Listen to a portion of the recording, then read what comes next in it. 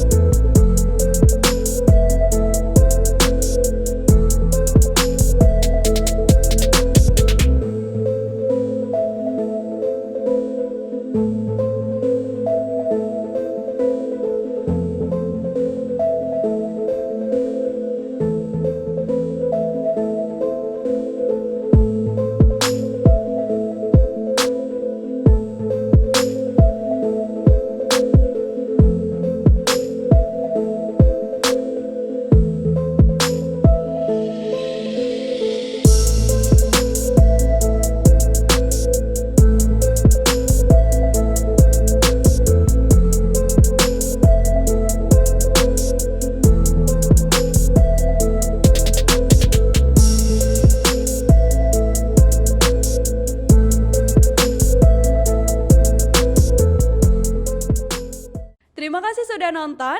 Jangan lupa like, subscribe, dan share ya.